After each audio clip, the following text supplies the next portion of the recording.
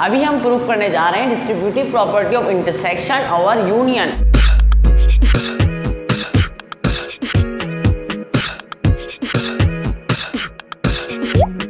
यानी कि इंटरसेक्शन और यूनियन का मतलब है कि ब्रैकेट में जो आएगा इंटरसेक्शन यूनियन, और इसी का क्या हो जाएगा चेंज। अब इसको याद कैसे रखते हैं, ये तो इसके लिए मैंने अलग सेपरेट से वीडियो बना रखी है।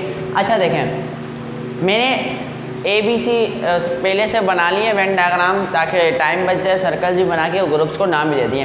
देखें सबसे पहले हमने फाइंड आउट क्या करना होता है कि सेट जो है डिसजॉइंट है, ओवरलैपिंग है, यहाँ सब सेट हैं तो हमें पता है ओवरलैपिंग सेट है, वही पूरा यूनियन और इंटरसेक्शन वाले जो सेट थे वही सेट है, चेंज मैंने नहीं किए।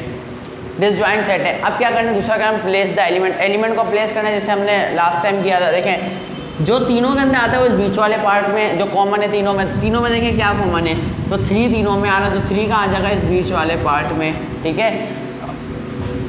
अब देखें जो A और C के अंदर कॉमन है वो इस वाले बीच पार्ट में आएगा, जो जहाँ पे A और C आपस में इंटरसेक्ट कर रहे हैं, ठीक है। तो A और C के अंदर क्या कॉमन है, 2 कॉमन है।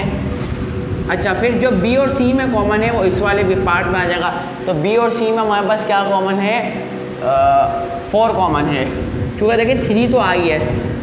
A और C में भी 3 कॉमन है, 3 पहले से आ गए, और B और C में भी 3 कॉमन है, 3 तो पहले से आ गया। अब A और B में क्या कॉमन है, तो 3 तो आ गया है और उसके अलावा कोई कॉमन नहीं है, तो ये वाला पार्ट क्या रहेगा खाली। बाकी जो A के एलिमेंट्स बच गए वो इधर, बाकी जो B के एलिमेंट्स बच गए वो इधर, और बाकी जो C के एलिमेंट बच गया वो इधर। तो देखिए A के एलिमेंट क्या बच गया, बाकी 1 बच गया है, B के एलिमेंट हमारे पास सिर्फ 5 बच गया है, और C के एलिमेंट 6 और 8। सेम इसी तरीके से हम सारे एलिमेंट्स को सारी वेन डायग्राम्स के अंदर अरेंज कर लेते हैं।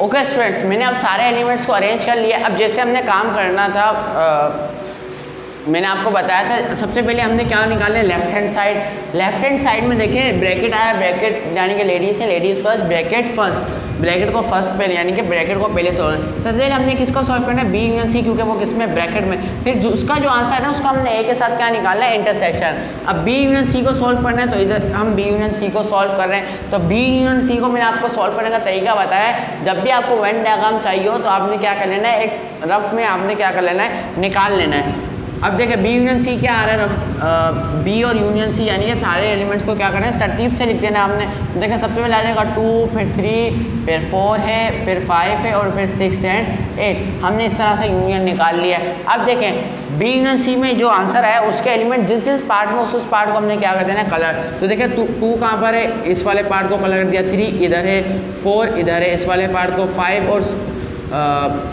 ठीक है 5 इस वाले पार्ट में, तो इस वाले पार्ट को, और 6 और 8 इस वाले पार्ट में, तो इस वाले पार्ट को भी कलर कर दिया हमने। अब देखें B यूनियन C का जो आंसर आया उसका हमने किस इंटरसेक्शन निकालना था, A के साथ। अब A के साथ B यूनियन C का क्या निकालना है, इंटरसेक्शन।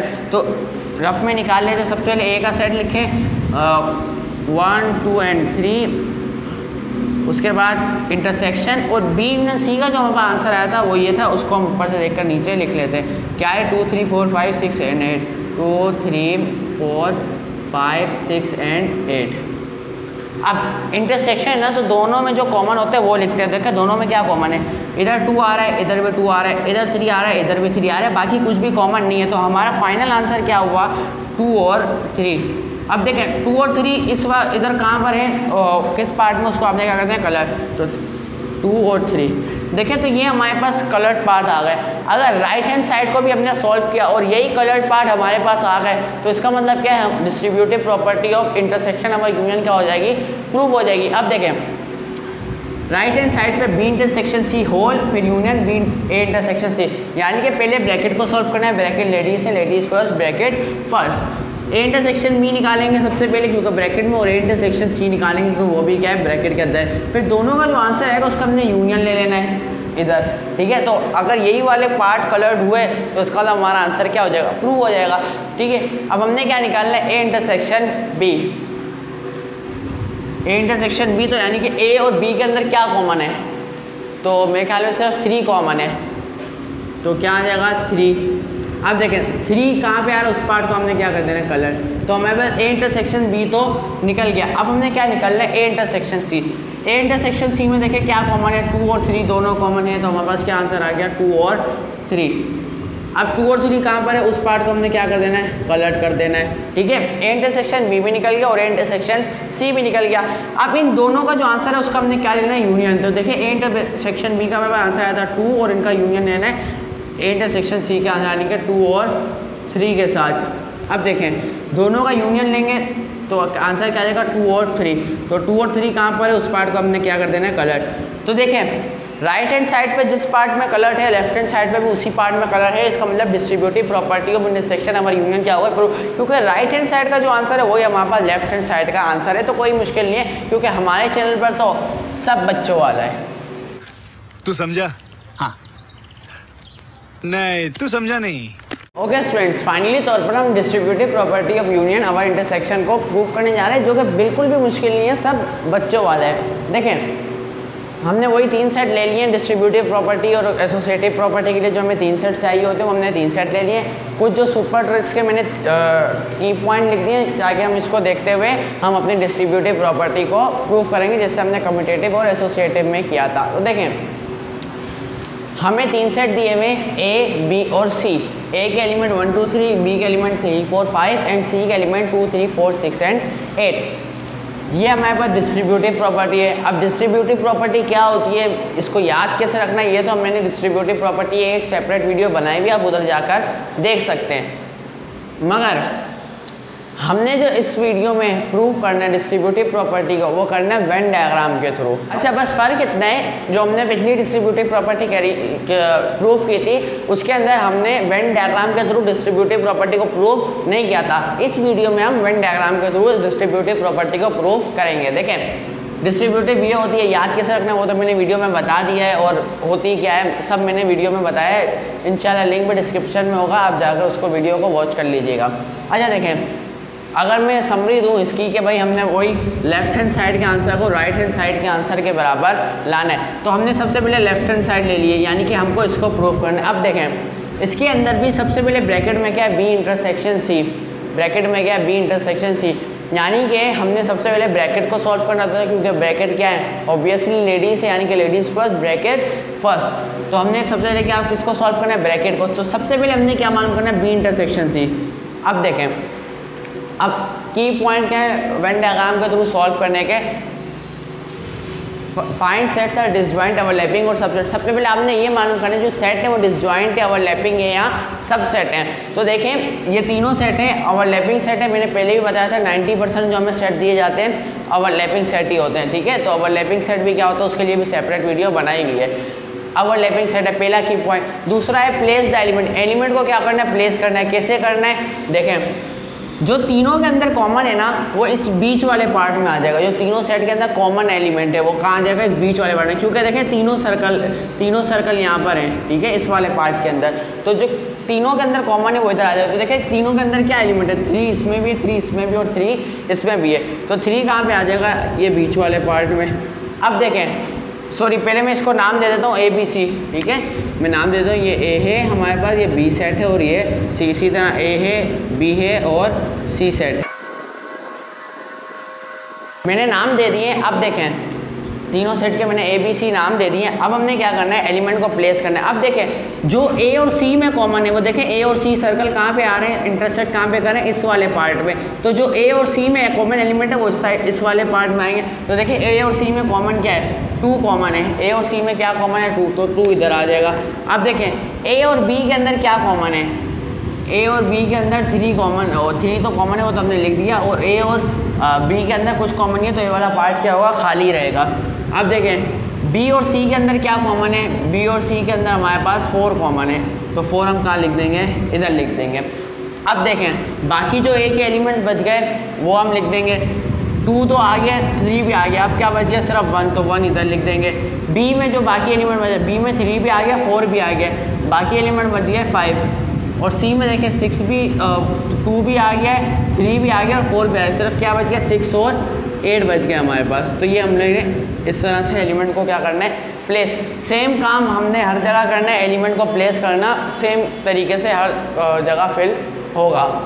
इसको इसलिए हर किसी की डिटेल में नहीं समझा रहा, क्योंकि मैंने एसोसिएटिव और कम्यूटेटिव प्रॉपर्टी में इसको काफ़ी डिटेल से समझाया। तो मैं काम करता हूँ सबको एलिमेंट्स के लिहाज से इसी तरह फिल कर लेता हूँ।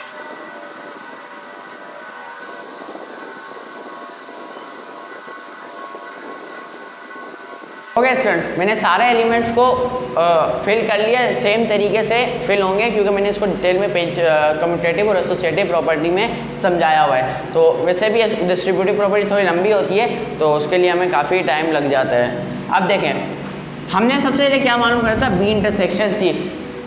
अब हमने क्या करना है, रफ में बी इंटरसेक्शन सी निकालना है। देखिए बी इंटरसेक्शन सी, अगर मैं रफ में इधर आंसर लिख दूँ, बी इंटरसेक्शन सी का मतलब है बी और सी के अंदर क्या कॉमन है। देखिए सर क्या कॉमन है, 3 भी कॉमन है और 4 भी कॉमन है।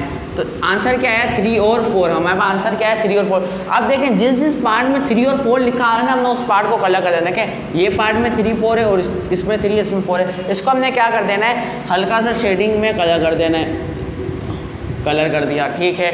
अब देखें बी इंटरसेक्शन सी का हमारे पास आंसर आ गया है। अब हमने उसका यूनियन लेना है ए के साथ। तो रफ में इसको सॉल्व कर लें। ए सेट देखें हमारे पास क्या था,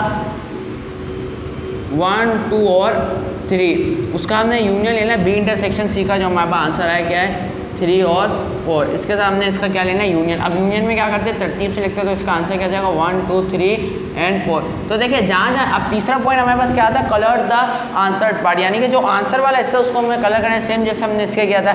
अब देखिए 1 जहाँ आ रहा है, 2 जहाँ आ रहा है, 3 जहाँ आ रहा है, 4 यहाँ आ रहा है, उसको क्या करना है, कलर। 1 कहाँ पे आ रहा है हमारा, इस वाले पार्ट में, इस वाले पार्ट को क्या कर दिया, कलर। 2 कहाँ पे आ रहा है, इस वाले पार्ट में। 3 कहाँ पे आ रहा है, इस वाले पार्ट में। 4 इस वाले पार्ट में। ये हमारे पास किसका आंसर निकला है, लेफ्ट हैंड साइड का A union B intersection C का होल। इसका हमारे पास आंसर, अगर हमने राइट हैंड साइड का आंसर निकाला और उसमें भी यही पार्ट कलर हुआ तो इसका मतलब हमारा आंसर क्या सही है। अब देखें लेफ्ट हैंड साइड क्या हमारे पास, A union B intersection A union C. अब ब्रैकेट के अंदर ए यूनियन बी और ए यूनियन सी, यानी कि ब्रैकेट लेडीज़ को हमने लेडीज़ फर्स्ट, लेडीज़ को हमने पहले ब्रैकेट को हमने पहले सॉल्व करना है। मज़ा आया। अब देखें ए यूनियन बी ब्रैकेट में, तो सबसे पहले हमने ए यूनियन बी को सॉल्व करना है इधर, फिर ए यूनियन सी ब्रैकेट में, तो हमने फिर ए यूनियन सी को सॉल्व करना है। फिर दोनों को जो आंसर उसका हमने इंटरसेक्शन लेना है। तो जैसे ए यूनियन बी को मैंने सिंपल इधर सॉल्व किया था, जैसे ऑपरेशन किए थे उधर ही हम उधर सॉल्व कर रहे हैं। तो ए यूनियन बी को सॉल्व करने हैं, तो मैंने आपको बताया था रफ में इसका क्या ले लें, आंसर ले लें ए यूनियन बी, यानी कि तरतीब से लिखना है ए और बी के एलिमेंट को। तो देखें ए हमारे पास 1 2 3 और इसको अगर हम आगे बी के एलिमेंट को तरतीब से लिख दें तो आंसर आएगा हमारे पास 4 एंड 5। तो ये हमने एक रफ में आंसर निकाल लिए। अब देखें जो हमारे पास आंसर निकले उस पार्ट को हमने क्या कर देना है, कलर कर देना है। तो देखें 1 इधर है, इस पार्ट को मैंने कलर किया, 2 इधर है, इस पार्ट को कलर किया, 3 इधर है, इस पार्ट को कलर किया, 4 इधर है, इस पार्ट को, एंड 5 इधर है। तो इस पार्ट को हमने क्या कर दिया, कलर। जिस पार्ट में वो आंसर उसको हमने, अब हमने क्या निकालना है, ए यूनियन बी तो हमें फाइंड हो गया, अब ए यूनियन सी निकालना है। तो ए यूनियन सी का आंसर भी मैंने आपको क्या बोला, रफ में ले लें।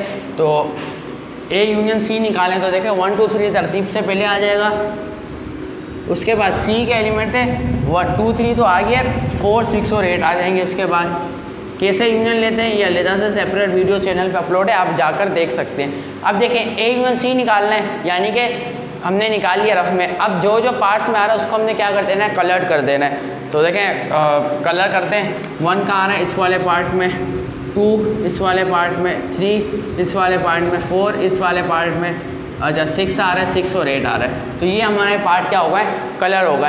अब हमने क्या निकालना है, ए यूनियन बी का इंटरसेक्शन ए यूनियन सी के साथ। दोबारा से वही काम रफ में हम निकाल लेते हैं। ए यूनियन बी का हमारे पास रफ में आंसर क्या निकला था, 1 2 3 4 and 5। Intersection A union C का आंसर क्या निकला है, 1 2 3 4 6 एंड 8। ये हमारे पास आंसर निकला है। अब क्या निकालना है, इंटरसेक्शन। इंटरसेक्शन में क्या होता है, जो दोनों में कॉमन होता है। देखो दोनों में कॉमन क्या, 1 कॉमन है, 2 कॉमन है, 3 कॉमन है, 4 कॉमन है। 1 2 3 और 4 कॉमन है। तो इसका हमारे पास रफ में आंसर क्या आया है, 1 2 3 एंड 4। 1 2 3 4 हमारे पास रफ में आंसर है। तो 1 2 3 4 जहाँ जहाँ पार्ट है उस पार्ट को हमने क्या करना है, कलर। देखें 1 ये रहा, 2 ये रहा, 3 ये रहा और 4 ये रहा। तो देखें राइट हैंड साइड पे जिन पार्ट्स में हमारे पास कलर था, लेफ्ट हैंड साइड में हमारे पास जिन पार्ट में कलर था, राइट हैंड साइड पे भी उन्हीं पार्ट में कलर हुआ हुआ है। तो इसका मतलब डिस्ट्रीब्यूटिव प्रॉपर्टी ऑफ यूनियन और इंटरसेक्शन क्या हो गए, हमारे पास प्रूफ हो गए, क्योंकि जो इसका आंसर है वही left and right hand side का भी आंसर है। आई होप आपको यूनियन और इंटरसेक्शन डिस्ट्रीब्यूटिव प्रॉपर्टी समझ में आएगी।